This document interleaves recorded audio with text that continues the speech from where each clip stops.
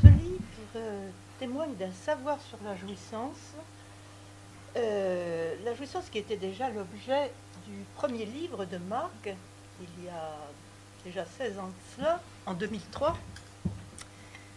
Il était intitulé Critique de la jouissance comme une. Bon, on peut encore aisément s'y référer. Et je me suis au passage posé la question de savoir quel saut tu avais effectué de l'un à l'autre, de 2003 à 2018, mais de toute façon, c'est cette question-là qui t'intéresse manifestement. Alors, Marc, je souhaiterais d'abord te remercier pour ce livre qui d'ailleurs a été établi avec l'aide d'Anne-Marie Picard, qui s'est penchée sur l'ensemble de tes textes dispersés dans multiples revues pour en faire un livre, et qui s'est appuyé, je pense, parce que ça devait être un travail aussi patient que ardu, l'appareil critique des notes qui sont effectivement très fouillées, hein, et apporte, si ce livre en avait besoin, un plus de sérieux. Alors, ce livre, donc, comme l'a dit Delia, n'est pas facile, hein, mais il vaut la peine. Car il est généreux et il est riche d'enseignements, d'abord pour les psychanalystes, enfin il s'adresse aux psychanalystes, et il a aussi une portée plus générale, hein, puisque tu abordes la question de l'histoire, de la lecture de l'histoire de la société dans laquelle nous vivons. Enfin, tu en apportes ta lecture, une lecture très intéressante d'ailleurs, qui te conduit... enfin, d'abord, tu poses une sorte de parenté, hein, entre le judaïsme et puis... Enfin, quand je dis d'abord, c'est en réalité à la fin. Hein. Ça traverse tout le livre. Oui. De fait, il y a quelque chose et de la jouissance et du rapport à la loi qui traverse le livre. Ça, c'est clair. Hein. Et donc, tu fais valoir cette parenté entre le judaïsme et la psychanalyse, et tu es amené à dire comment tu repères les fondements de l'antisémitisme, et tu poses la question de comment penser la Shoah. Bon, ça, je pense que c'est quelque chose qui te tient à cœur, et je pense que tu pourras nous en parler.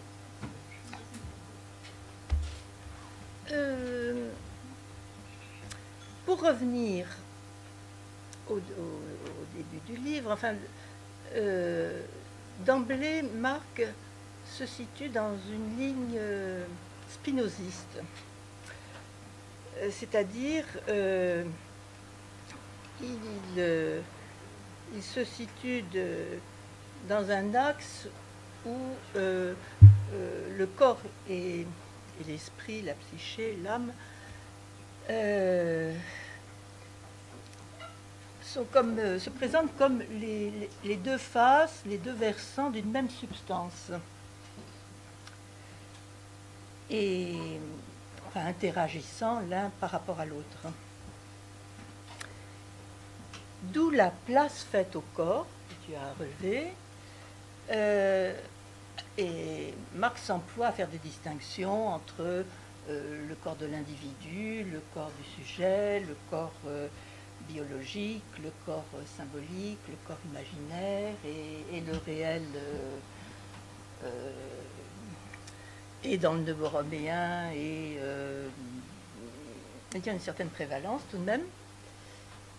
Et cette question du corps t'amène, où tu reprends des théories de Atlan, hein, sur l'autopoésis Ah non, ça c'est pas Atlan, ça c'est Varela.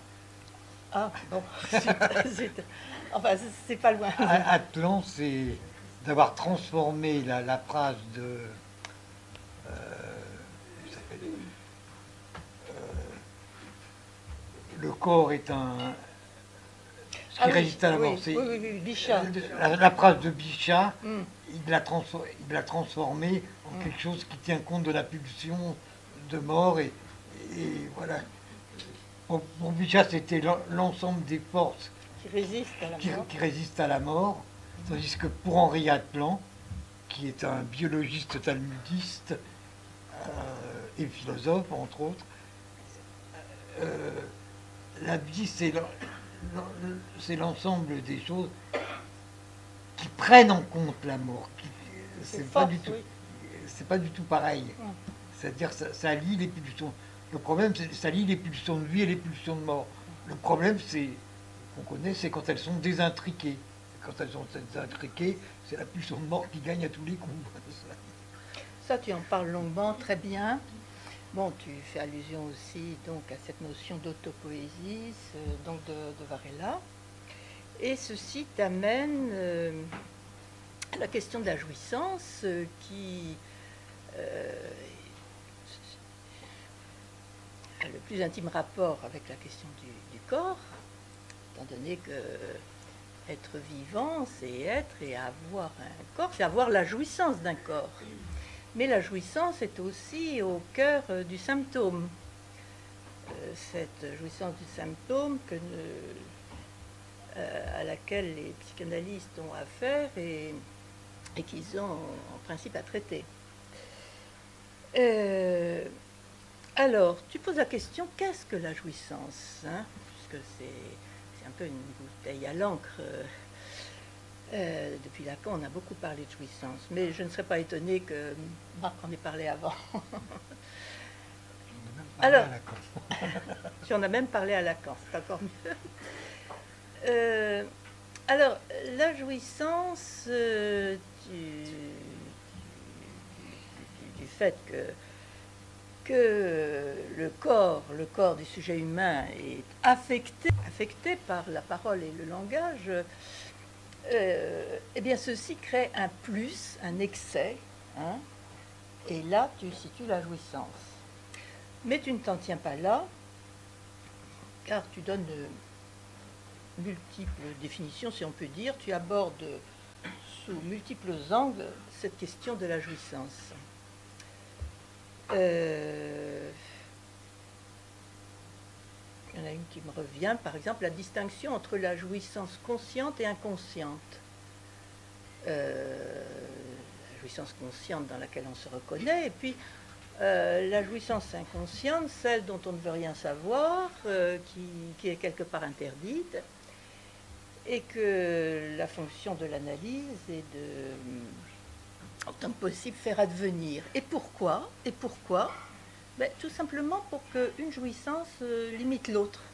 Hein, et là, tu articules quelque chose... Dans le premier livre. Ce qui limite la jouissance, c'est une autre jouissance. Mais tu en parles là, oui, oui. parles là, hein, et même tu l'articules à la question de l'éthique. C'est-à-dire, pas, enfin, une éthique, l'éthique singulière, propre à chacun, à la différence d'une morale pour tous, en quelque sorte.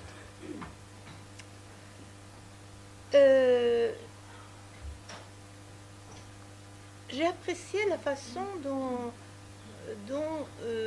non seulement tu ne recules pas devant les paradoxes, mais tu les éclaires, tu les travailles, tu les mets en lumière, à commencer par ce paradoxe essentiel du désir et de la jouissance. Hein. Le désir, nous dis-tu, ne visant pas autre chose que la jouissance, mais en tant que désir de désir, se gardant bien, enfin marquant le pas devant la réalisation ou à proximité de la jouissance, devant la réalisation de la jouissance, donc se gardant bien de l'accomplir, ce désir. Et pourquoi? Parce qu'il disparaîtrait du fait même, et le sujet avec. Et c'est surtout le sujet qui disparaîtrait. Voilà. Et donc, ceci, mais même chez les petits-enfants, on peut le remarquer. Hein. Autre paradoxe, par exemple, à propos de l'objet. Tu promeus en quelque sorte une sorte d'athéisme de l'objet, hein, allant à l'encontre de toute idolâtrie ou fétichisme, disons, et tu marques aussi, pratiquement dans le même temps, la nécessité, Oui. la nécessité de l'objet pour soutenir le désir. Bon, on avance comme ça dans ce livre, toujours pas facile, hein, de façon assez dialectique, et c'est un chemin assez passionnant. Alors, la clinique,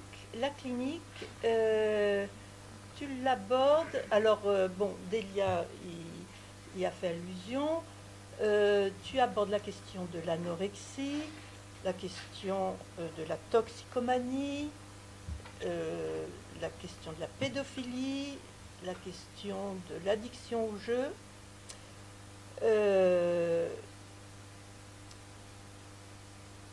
Ce sont ce qu'on appelle de nos jours des addictions. Hein. Alors, tu en parles très bien, hein, c'est-à-dire, enfin, de toute façon très, très intéressante, et avec des propositions, je trouve aussi intéressantes, oui, que novatrices, et certaines avancées. Il y a un sens aigu de la clinique là, qui passe. Alors, il y a une question que j'aimerais te poser là, c'est est-ce que ces addictions, enfin, cataloguées comme telles, est-ce qu'elles te semblent caractéristiques de notre époque? Il y en a toujours eu, bien entendu, mais est-ce que ce n'est pas une modalité du symptôme, une modalité symptomatique qui serait assez typique de notre époque et je dirais galopant? Enfin, Non, ça je crois pas. Simplement, c'est plus su. Su, connu, ça se sait. Ça se sait, mais c'est pas du tout. Avant, ça se savait moins. C'est comme il y a très peu, à mon avis, pardon, à mon avis, il y a très peu de choses de nouveau à l'époque actuelle. La seule chose que je dirais, c'est du fait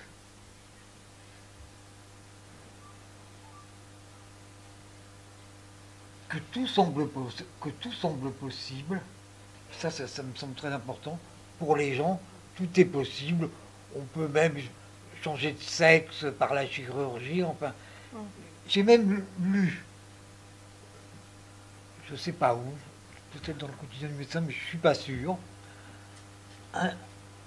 un type qui demandait,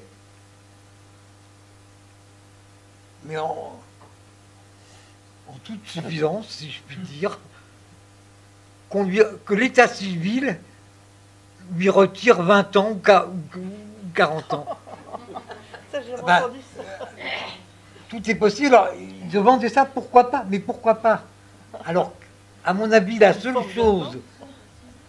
chose consécutive à ce tout devient possible, eh bien, il y a un problème, c'est que ça touche quelque part à l'interdit de l'inceste.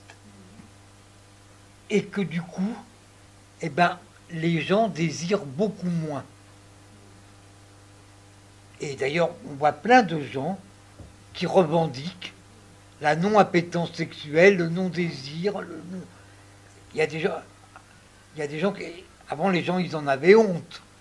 Maintenant, c'est revendiqué.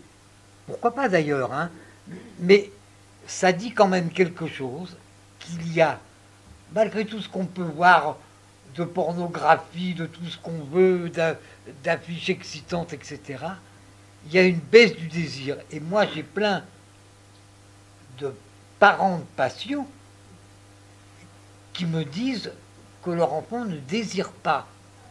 Et alors, c'est très grave, parce que on peut pas les priver de quelque chose, hein. On peut pas le dire, ben, je t'enlève ta Game Boy, ton je sais pas quoi, ton jeu d'ordinateur. Ils s'en foutent, ils ne désirent rien. Eh bien, il y a de plus en plus de gens qui sont comme ça. Et ça me paraît très très grave. Parce que, quelque part, ça me semble vouloir dire que dans ce tout devient possible, eh bien, il y a quelque chose du signifiant homme-femme qui est touché. Déjà que c'est des signifiants qui sont déjà, si j'ose dire, très branlants. C'est le cas de le dire. Parce que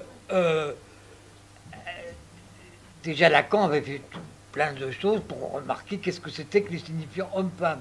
C'est déjà des signifiants qui vont pas de soi et qui sont déjà très troubles. Et bien maintenant, encore plus, ces signifiants-là, ils deviennent presque obsolètes, presque caducs. On le voit juridiquement. Hein, on essaye de dire les hommes et les femmes, c'est pareil. Alors, c'est pas les hommes et les femmes, le masculin et le féminin, ils sont pas dans ces nuances-là. Hein. Les hommes et les femmes, c'est pareil. Enfin, ce tout est pareil, là. Ça a comme conséquence, alors j'allais dire une grave, une perte de désir. Alors pour parler de rapport sexuel, parce qu'on va me tomber dessus en disant oui, il n'y a pas de rapport sexuel, mais disons de copulation. Et ça me semble quand même assez grave. Et une perte de désir tout court, je vous dis. Je reçois plein de parents ou plein de gens dans les contrôles qui me parlent de gens qui ont des enfants vraiment non désirants. Et je pense que on y est pour quelque chose. Enfin, que ce qu'on produit comme société nous-mêmes, et comme l'inconscience est fait du socius, hein, comme l'a dit très justement Lacan, eh ben, ça produit ça. C'est-à-dire une société non désirante, qui sûrement d'ailleurs, j'y pense à cause des gilets jaunes, etc., ça doit avoir rapport. Bon, il y a toujours eu une volonté de casser, etc. Chez tout le monde, depuis casser une nounours, casser le jouet de l'autre, etc., ou les siens, c'est quand même s'approprier. C'est quand même la plus grande jouissance qui puisse exister. Hein. Si je peux te tuer, quelle puissance j'ai, quelle jouissance j'en ai. Et il ne faut pas dire, oui, ça c'est la jouissance de l'autre, du salaud, On a tous cette jouissance-là. Mais, bon, on sait en faire quelque chose. Comme le chirurgien sait faire quelque chose de son sadisme, par exemple. Ben, nous, on sait faire quelque chose avec ça. Mais on voit de moins en moins de gens, enfin, on voit de plus en plus de gens qui ne savent pas faire quelque chose avec ça. Et donc, ça s'exprime comme ça. Et je pense que plein de manifestations viennent de là. Des gilets jaunes jusqu'aussi au passage à l'acte des gens au nom de Allah, de n'importe quoi, etc. C'est-à-dire qu'il n'y a plus de barrière à une jouissance qui est quand même très importante, si je peux tuer l'autre, c'est vraiment la façon la plus primaire, avec celle de le manger, de le posséder. Et je crois qu'il y a une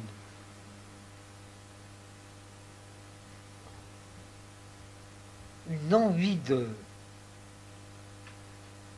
possession de l'autre, parce qu'il y a plus de... Mais j'entendais, moi j'ai travaillé à...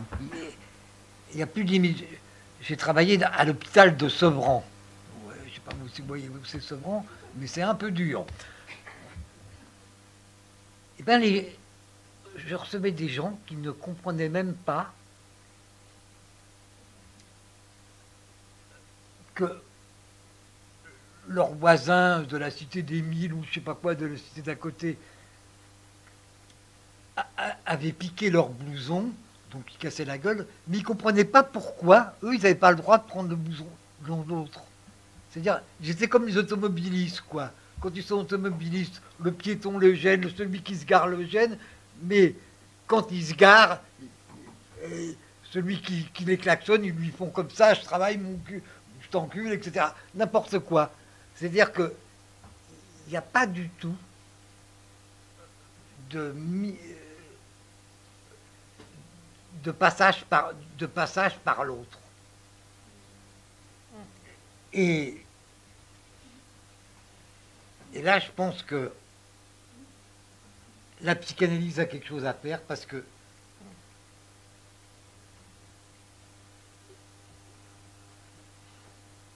c'est ce que je dis dans ce que j'essaie de dire dans le bouquin. La psychanalyse, ce qui la guide, c'est l'éthique. Hein, c'est l'éthique qui fait qu'on est psychanalyste. Et l'éthique, ça a toujours, moi ça m'a toujours frappé, c'est une phrase que je cite très très souvent du Pirkei Avos, du traité des pères, qui est un petit qui est dans le Talmud, mais à côté, disons, mais ça fait partie du Talmud. Si je ne suis pas pour moi, enfin, si pas pour moi, ben alors on peut dire si je ne suis pas, si je ne suis pas, enfin, toutes les traductions possibles, j'en parle dans mon livre d'ailleurs, si je ne suis pas pour moi, qui le sera? Mais si je ne suis que pour moi, qui suis-je? Et en général, et la troisième, la phrase suivante de ce texte, c'est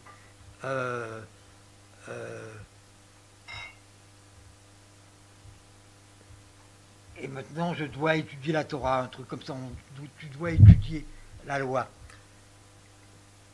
Et je dirais, et maintenant, fais une psychanalyse. Parce qu'il y a très peu de gens, il y a des gens qui, sans faire de psychanalyse, tiennent ces deux positions. Mais c'est très très rare de pouvoir tenir ces deux trucs. Si je ne suis que pour moi, si je ne suis pas pour moi, qui suis-je? Qui vivra à ma place? Et si je ne suis que pour moi, qui suis-je? Il y a quelques gens, quelques personnes qui le font d'instinct, qui sont dedans comme ça, qui ont cette position éthique. C'est très rare, mais c'est une des choses à quoi doit mener une analyse, sachant que le masculin, disons même pour dire, sera toujours du côté, hein, si je ne suis pas pour moi, si je ne suis pas pour moi, qui le sera, hein, l'autre est une gêne pour le masculin, comme je dis toujours. L'autre est une gêne.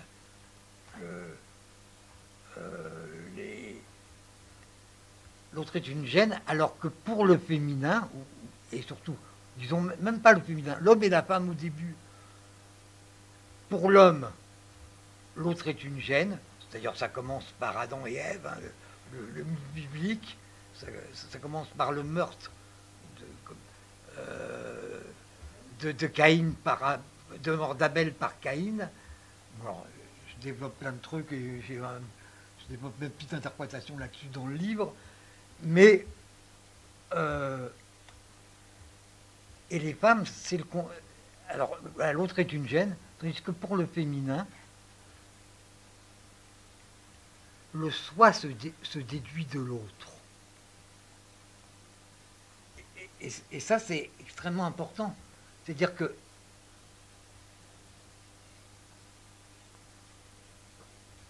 parce que une petite fille, Alors, je me rappelle, j'avais déjà dit ça une fois. Alors les gens me disent, mais j'ai pas ressenti ça du tout quand j'étais une fille, etc. Ou il y a des gens qui disent, mais j'ai même vu, enfin j'ai même lu, quelqu'un qui est philosophe, qui se dit psychanalyste, qui disait, oui, les psychanalystes devraient maintenant se mettre au bout du jour, etc. Et comprendre que l'envie de pénis, c'est simplement une envie de pouvoir, et que c'est une envie de pouvoir parce que le pouvoir dans une société patriarcale est lié à la masculinité, etc. C'est-à-dire, cette femme qui soi-disant était philosophe, non, ça, elle n'est pas soi-disant philosophe, elle enseigne, mais et soi-disant psychanalyste, elle n'avait aucune idée de ce que c'était l'inconscient. Pour elle, c'était ce qu'elle avait ressenti consciemment, etc., etc. Et il y a plein de gens, j'ai remarqué, il y a plein de gens qui n'ont absolument pas d'idée de ce qu'est l'inconscient. Ce qui est très très difficile, effectivement, à savoir, même à se rendre compte. Il y a des moments où, dans les analyses, il y a du jeu qui surgit dans le discours comme ça. C'est à ça qu'on prête l'oreille. Hein, quand, au milieu de trucs, il y a du jeu tout d'un coup. Là où le sujet est là où le sujet est. Et c'est très très rare parce que c'est escamoté dans mon papa, ma maman m'appelle, voilà, tout ça. Et de tout en tout, on entend une pointe de sujet. Et c'est ça qu'on doit écouter dans notre équipe. C'est quand le sujet perce. Ben, c'est ce que disait d'ailleurs Freud et remanié par Lacan et encore remanié par moi, là où le jeu là où était le sac, que le jeu advienne. Hein, j'avais d'autres façons de le dire. Ça, c'est Lacan qui disait ça. Et je me souviens très bien d'ailleurs, tout au début, à Vincennes, moi j'avais lu l'ancienne traduction, comme tout le monde, la traduction, je ne sais pas qui, de Marie Bonaparte, ou je sais pas qui c'était, qui disait là où était le ça, que le moi advienne. Et je me souviens, j'avais été dire à Clavreul à l'époque, qui donnait des cours à Vincennes, et moi je peux pas me reconnaître dans cette phrase, là où était le ça que le jeu. Et Clavreul m'avait répondu, mais c'est pas du tout ce que dit Lacan, c'est pas du tout ce que dit Freud. Lacan a remarqué que dans la traduction exacte, et ça a été une de mes premières approches avec Lacan. Alors, ce qui me fait penser dans l'actuel, là, je voudrais dire quelque chose, je voudrais vous dire deux phrases qui tout près d'eux nous concernent à un autre titre. Actuellement, ne demande pas ton chemin à quelqu'un qui les connaît, car tu ne pourrais pas te perdre. C'est une phrase très célèbre de Rabbi Nachman, que tous les juifs qui ont étudié connaissent, etc. Rabbi Nachman de Braslav, qui est né en 1712, et qui est mort en 1810, qui était un type assez génial, à mon avis, qui devait être un peu maniaco-dépressif, enfin, pas un peu, beaucoup maniaco-dépressif même, mais qui a quand même écrit des trucs géniaux. Et une autre chose que je trouve très intéressant, c'est, disons, un dire suisse, pour ne pas dire un proverbe. Quand on ne sait pas, on ne va pas. Eh bien, je veux dire que on a affaire avec ces deux phrases. Ne demande pas ton chemin à quelqu'un qui le connaît, car tu ne pourrais pas te perdre. C'est ce qui se passe quand on est sur un divan, et c'est ce qui se passe aussi quand on est analyste. comme je le disais, je crois déjà au Cercle Freudien, à une autre conférence, quand on dit qu'on apprend de nos passions, c'est pas un vain mot. Qu'est-ce qu'on apprend de nos passions?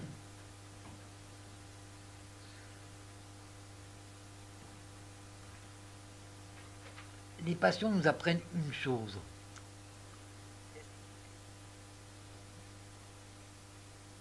À prendre conscience, oui, vraiment, de nos traumatismes inconscients. C'est ça qu'ils nous apprennent.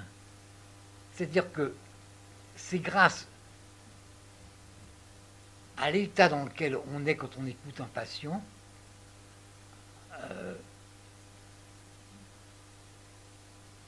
alors on n'est pas du tout miroir ou je sais pas quoi, comme il était de le dire à une époque, on est tambour. C'est-à-dire le patient nous tape dessus et on reçoit ça avec notre moi, avec tout ce qu'on veut, on le reçoit.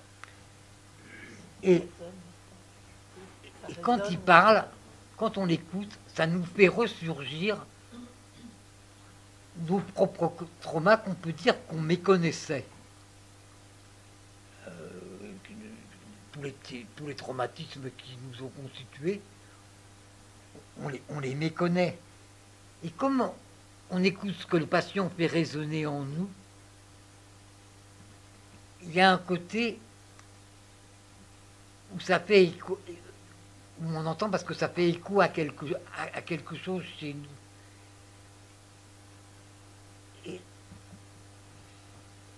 Et des fois, le patient dit « Ah oui, c'est bien sûr ».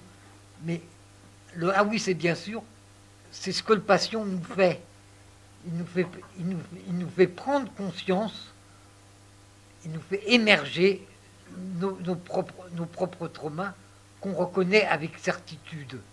Parce que c'est comme ça qu'on peut comprendre les siens. Et ça, c'est une démarche très importante. Alors, et aussi, quand on ne sait pas, on ne va pas. Alors, on peut dire que c'est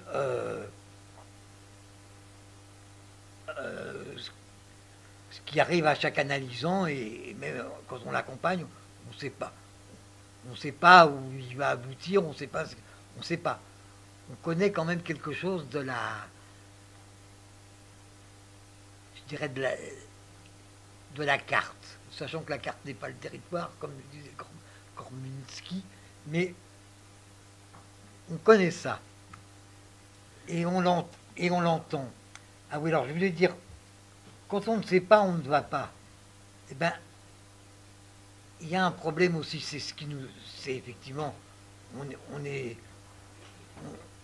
tous les deux, le patient et soi, on est tous les deux dans l'inconnu, et c'est le patient qui sait, on lui fait surgir on lui fait appréhender son propre savoir, etc. Mais par contre, nous, on a quelque chose à faire, parce que quand on ne sait pas, on ne va pas. Et bien, quand on ne sait pas, on ne va pas en analyse. C'est ça que je dirais. Et on a quelque chose à faire, nous, pour promouvoir l'analyse. Parce qu'on peut dire, oui, c'est pas dans l'air du temps, maintenant c'est les thérapies comportementalistes, cognitives, la neuropsychologie, etc. Mais nous, et je le répète, je l'ai déjà dit 1000 fois au Cercle Freudien, dans des congrès, etc. Mais nous-mêmes, on ne fait pas notre propre... On ne donne pas aux gens l'envie d'y aller. Quand on ne sait pas, on ne va pas. Et ben, il faudrait quand même se dire, sans se référer au discours médical, ce à quoi on tente d'amener les gens et en quoi la psychanalyse les soulage et les allège. Hein, et que la psychanalyse, comme je le dis, je crois que c'était dans le premier livre, les désoblige. Hein, à tous les sens du terme. La psychanalyse, c'est désobligeant parce qu'on critique la jouissance de l'autre, hein, mais en même temps, ça désoblige des identifications lourdes, des poids de dette, etc., tout ça qui se paye dans le rapport à l'autre, dans des symptômes, etc. La psychanalyse, ça vous désoblige. Mais on n'en dit rien. Si, je pense que les seules personnes qui en disent quelque chose, c'est la cause. La cause, je ne sais plus comment ça s'appelle maintenant, mais l'école de Jacques-Alain Miller. L'école de la cause ou l'école internationale. Enfin, l'école de la cause. Elle tente d'en dire quelque chose.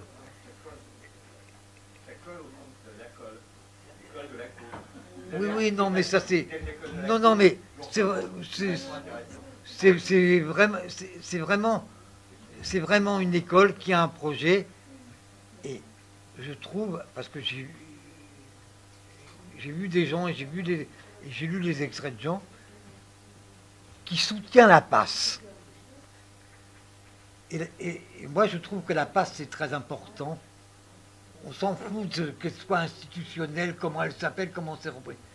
Mais que ce moment, on puisse le promouvoir et le recueillir, et qu'on le vise comme visée de l'analyste, ce moment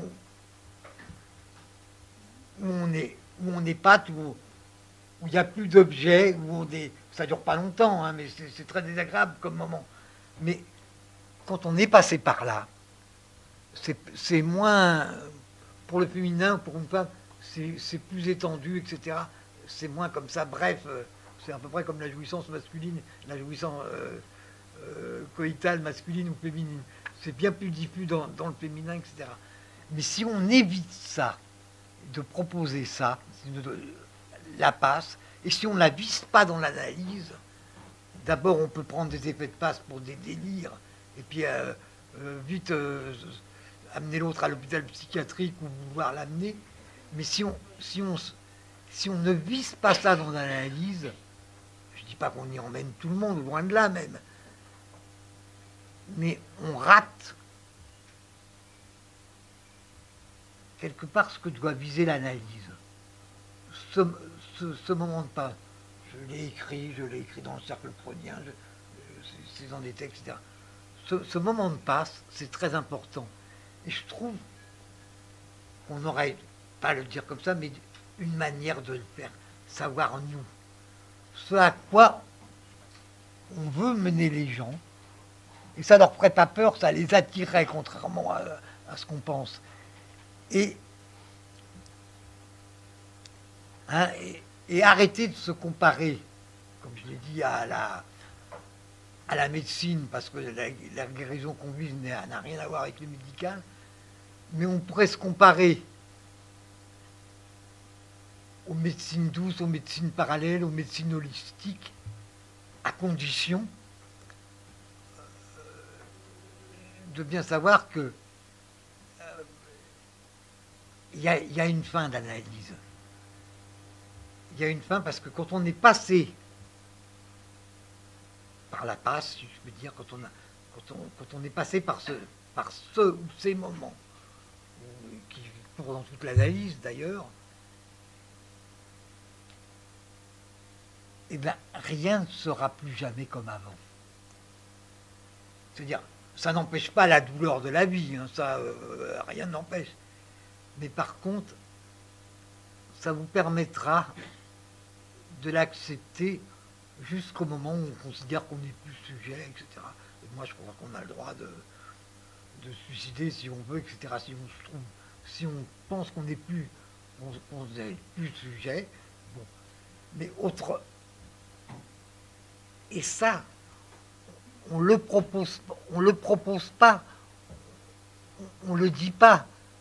Ça circule entre psychanalystes dans des groupes ou des échanges sur la passe entre groupe machin et groupe X, mais on ne le propose pas, on ne le propose pas aux gens. On n'en fait pas, comme on disait avant, la réclame ou la promotion. Ben, je trouve que ça serait de notre devoir de la faire. Et c'est pour ça que, quelque part, je dirais aussi, quand on ne sait pas, on ne va pas. Parce qu'on se plaint qu'il n'y ait plus de patients. Et c'est vrai que la psychanalyse, ça n'a plus du tout ce qu'on lui prêtait avant. Il n'y a plus de transfert sur la psychanalyse. n'y a plus de transfert sur la psychanalyse, donc sur ses représentants, c'est les psychanalystes. Mais on y est pour quelque chose. C'est ça qu'il faut se dire. Bon, il y a tout ce qu'on veut, il y a l'air du temps, il y a plein de trucs. Mais nous aussi, on n'a pas accepté ça. Voilà, je crois que c'est ce que je voulais dire. Et je voulais... Ah oui, je vois un nom là, Lucien Israël. Ça me fait penser à dire que moi j'ai connu le temps comme beaucoup de gens, entre 1968 et 1980 ou je sais pas quoi, où Lucien Israël pouvait dire ah moi je reçois pas de je veux pas recevoir de psychologue en analyse parce que ça leur sert ils viennent parce que ça leur sert dans leur cursus, etc. Donc j'en reçois pas. Bon, en plus de ça, c'était une grosse erreur de Lucien. Mais bon, ça c'est un autre truc. Mais qui pourrait se permettre ça maintenant? De ne pas recevoir des gens sous prétexte que c'est pas quoi, c'est pas la bonne demande, personne. Et dans un sens, heureusement, qu'on ne peut pas. Parce que c'est à nous de transformer les demandes en quelque chose d'analytique. Et il y a plein de gens qui... Alors, ça aussi, c'est très important. Il y a plein de gens qui restent, et j'en connais, et des gens très très bien, très au fait de plein de trucs, etc.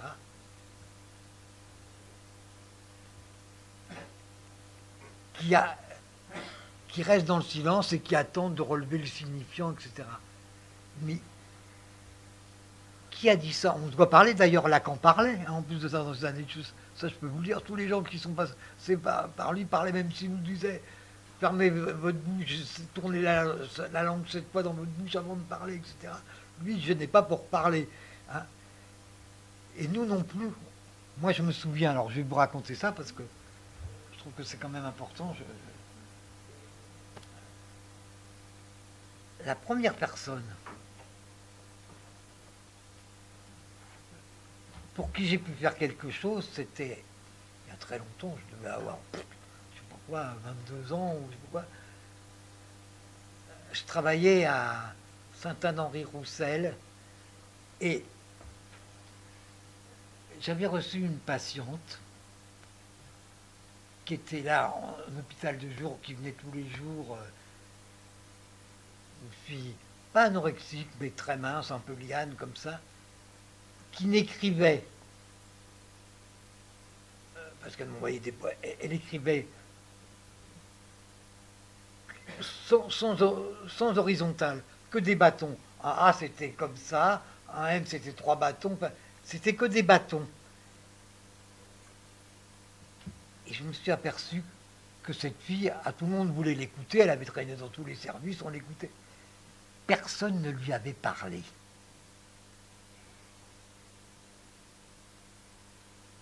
Et là, c'était très très dur, parce que ça j'ai bien entendu, si je puis dire, j'ai bien entendu que personne n'avait...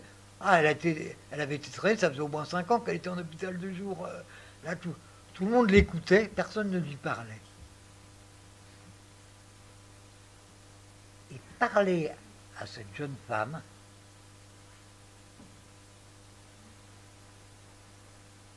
c'était très dur. De moi, il fallait lui parler de moi, sans... dans une position qu'on retrouve avec certaines anorexiques, etc. C'est-à-dire sans faire le maître et sans faire le libidineux, etc. Il fallait que je lui parle de moi intimement, de choses affectives, de mes relations, etc. Mais pour elle, pas pour moi, comme on raconte à son copain ou à sa copine, ah oui, j'ai fait ça avec trop de choses. Lui parler de moi pour elle, et de moi intimement pour elle. Et cette fille, au bout de 6 mois, 1 an, elle a plus été à l'hôpital de jour, elle est sortie. Et ça a été, je crois que ça a été ma première expérience de thérapeute. Et c'était très très très dur. Et très très dur parce que de parler de soi pour l'autre, intimement de soi, pas pour soi mais pour l'autre, c'est pas facile. Hein. Et j'ai toujours gardé ça, c'est-à-dire que il y a des gens, il y a plein d'années, ils savent pas accueillir les patients. Ils attendent comme ça que, voilà, dès les premières séances. Mais il faut leur poser des questions, il faut leur parler aux patients, il faut savoir leur donner à manger même, j'irais jusqu'à dire. Mais pour eux, pas pour soi. Et dans les séances préliminaires qui peuvent durer très longtemps, moi j'ai des séances préliminaires qui peuvent durer 6 mois ou je sais pas, très longtemps avant. Alors après, évidemment, on parle peut-être beaucoup moins. Mais il est très important de parler et pas de garder le silence de l'analyste qui, je sais pas quoi. Moi, j'ai vu des analystes qu'on leur demandait comment il fallait aller chez eux, etc. Ils répondaient même pas. C'était à l'autre de trouver. C'est toujours mettre en demande l'autre. C'était ça leur truc. C'est tout. Eh ben non. Il faut aussi, dans plein de situations, donner à l'autre. Et c'est pour ça que, en plus de ça, d'ailleurs là, quand on l'avait remarqué, il n'y a pas d'analyse pure. Dans l'analyse, il y a toujours une partie psychothérapeutique, plus ou moins grande, mais de toute façon, il y en a. On est tous obligés d'être... rien que pour que l'analyse puisse continuer, d'ailleurs, on est bien obligé d'être psychothérapeute. Et c'est très bien. Alors, il faut être psychothérapeute, vraiment analyste, c'est-à-dire, il faut des fois même soutenir le désir du patient, le pousser, etc., le soutenir. Des fois, il faut... Bon, il faut savoir jouer avec ça, mais des fois, c'est très important de le soutenir. D'ailleurs, Lacan, une fois, quelqu'un m'a raconté, il demandait un travail, il était psychiatre, je crois, il demandait un travail. Lacan, devant lui, a téléphoné à un hôpital que je ne me souviens plus lequel, et a recommandé l'autre qui est rentré, comme ça. Hein. Lacan, il était capable de faire des choses comme ça. Ou c'est bien autre chose que j'ai toujours... D'ailleurs, j'ai écrit, vous me donnerez bien quelque chose comme paiement. Il y a un type, c'était un Chilien, je crois, qui vient chez lui. Et c'était du temps des colonels, ou je sais pas quoi là. C'était un réfugié chilien. Il arrive il avait entendu parler de Lacan, je crois qu'il connaissait Lacan, il arrive chez Lacan. Lacan le reçoit. Et il lui dit, comme je te vois, Lacan lui dit, donnez-moi tout ce que vous avez. Tu me dis, mais monsieur, docteur, j'ai que ça pour vivre, etc. Donnez-moi tout. Mais monsieur, je ne pourrais plus vivre, j'ai que ça, c'est tout. Donnez-moi tout. Le mec, il a tout donné à Lacan. 3 jours après, il avait un poste à l'université, etc. Lacan avait senti, parce qu'il y a des gens, je dis pas qu'il y a des gens, c'est que quand ils touchent le fond, qui sont capables de... et Lacan avait dû entendre ça. Il y a des gens qui se démerdent, qui se débrouillent, que quand ils ont touché le fond, là, comme dans la piscine, quand on tape dessus, et quand on tape sur le sol, quand on reste en plongée, là, et qu'on tape pour remonter. Il y a des gens, il faut qu'ils atteignent ce stade. Lacan avait dû sentir ça. Le type a tout donné. 3 jours après, il avait un poste d'adjoint à l'université, de je sais pas quoi, etc.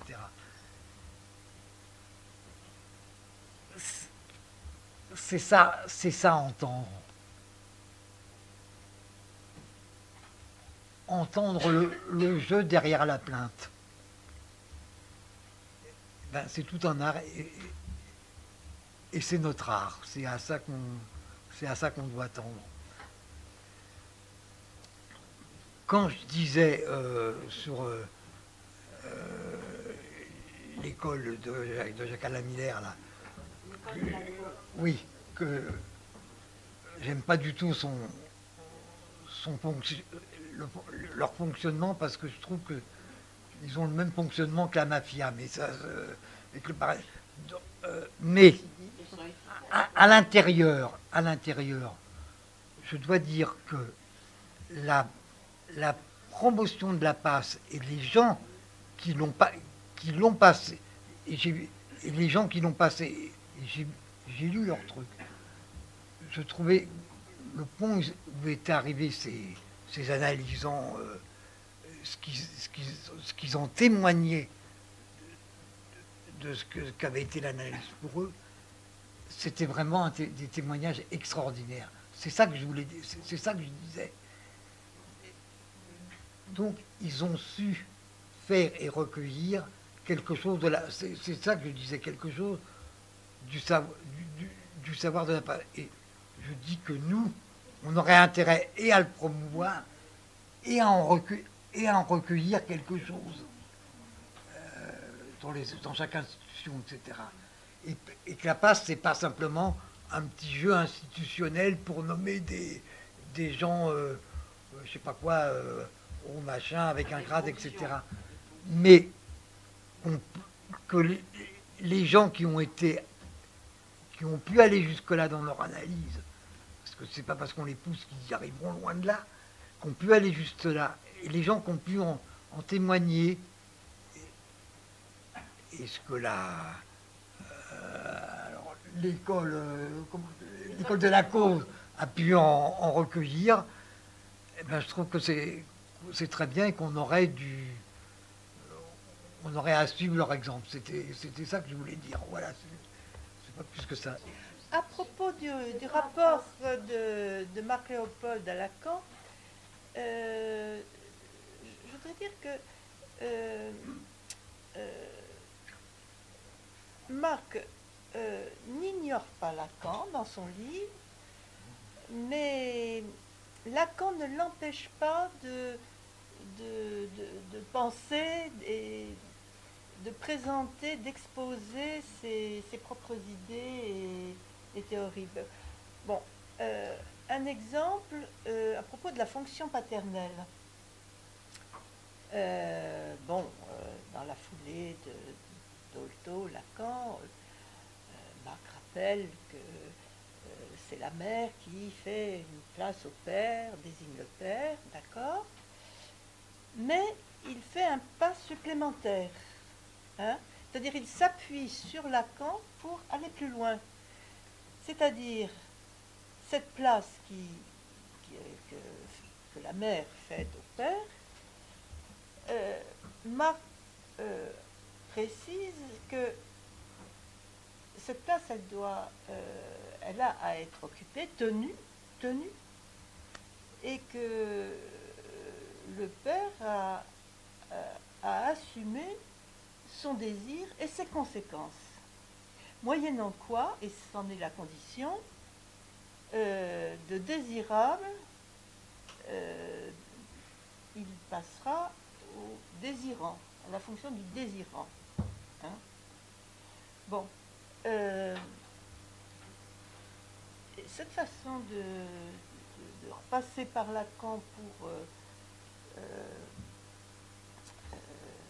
ben oui, aller un petit peu plus loin, par exemple aussi à propos de la sexuation. Bon, Marc distingue plusieurs modalités de la sexuation, hein, qui ne sont pas indépendantes les unes des autres d'ailleurs. Alors bon, la sexuation biologique, anatomique, la sexuation selon Lacan, du fait que... Par rapport à la fonction phallique. À la fonction phallique, qu'est-ce qui fait qu'on se situe du côté homme ou du côté femme, du fait d'être parlant. Et puis, tu en rajoutes une autre, hein, c'est celle du rapport à la langue. Oui.